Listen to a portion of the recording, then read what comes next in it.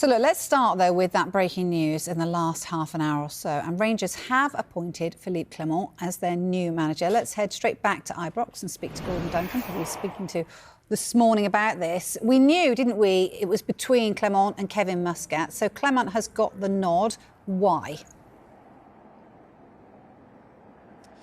I think clearly if you read the statement from Rangers and the feelings that have been coming out of the club since Michael Beale's sacking, the emphasis on the titles that Philippe Clement has won in the past, I think that's something that's clearly appealed to the Rangers board. Of course, you're looking for a manager that ticks a number of boxes, but with the expectation levels like they are in Glasgow, you simply have to win things. That's the reality of it. You're perhaps never attracting a manager who ticks every single box, but Rangers were keen, I think, to get a manager that had won something, had won titles in the past, and that's clearly the case for Philippe Clement. As you say, there were a number of names in the frame, even as recently as this morning, Kevin Muscat and Philippe Clement. I think it started becoming clear Kevin Muscat took charge of Yokohama this morning, which certainly suggested that it was going to be Philippe Clement, and that is the reality. Rangers have got their man, and it is the 49-year-old Belgian on a 3.5-year deal. Let's hear what the club and he had to say on that. He says it is a huge honour to have been appointed as the new manager of Rangers Football Club. He'd like to thank the board for giving me this opportunity. I'm hugely excited by this chance to achieve success at one of Europe's most iconic clubs across 4 competitions in what remains of this season and beyond. Looking forward to meeting with the players in the coming days and meeting the supporters at next Saturday's home match with Hibernian as we set out to create a successful, winning Rangers. Rangers chairman John Bennett has also had his say as well. He would like to offer my warm congratulations to Philippe as he becomes our 19th manager. His appointment comes at the end of a carefully planned, comprehensive recruitment process led by CEO James Bisgrove, members of the board and former Rangers player and manager Graham Souness. So they've spent the last 10 days interviewing several high-calibre candidates, with those individuals undergoing a rigorous interview and vetting process. I'd like to thank all the candidates for their interest in the position. Philippe proved to be the outstanding candidate across all key criteria, reinforced by his track record of winning titles, and I wish him every success as he leads us forward. So those are the words coming out of Ibrox on the back of that breaking news that Philippe Clement is the new manager. And aside from winning the trophies, I mean, Rangers fans might be forgiven for not knowing too much about Clement. What sort of style might he implement, do you feel?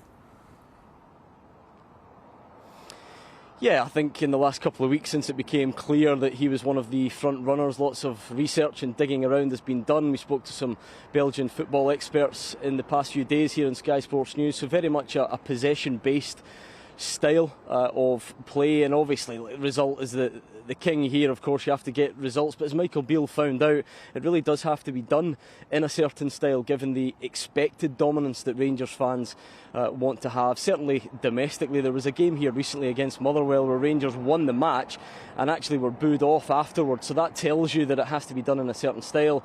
Philippe Clement, possession-based, but it's going to have to be attacking and be exciting, and that's something that he has shown in the past, particularly in those spells in Belgium. That's where he had most of his success. 3 successive Belgian titles there with the likes of Genk and Club Brugge. That was a style and a success rate that got him the move to Monaco, and he has been a free agent since being sacked by Monaco more recently. So yes, he's going to have to win games, but is going to have to do it in that certain style as well. Yeah, and just finally, I mean, you mentioned the fact that it's pretty unforgiving up in Scotland, isn't it? He's going to have to hit the ground running, isn't he, in this job? It's always the phrase that gets used, hit that ground running, and we are here for a reason. Obviously, Michael Beale's start to the season wasn't satisfactory.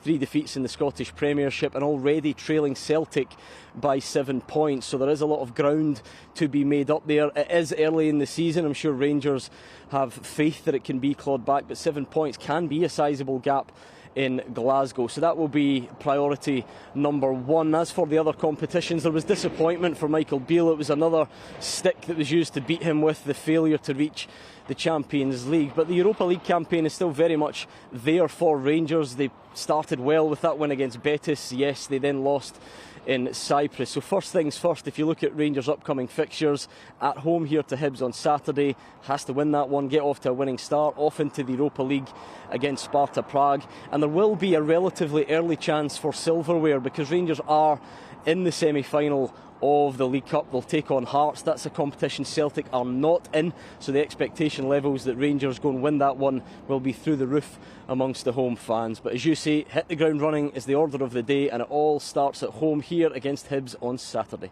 Brilliant stuff as always from you. Thank you, Gordon.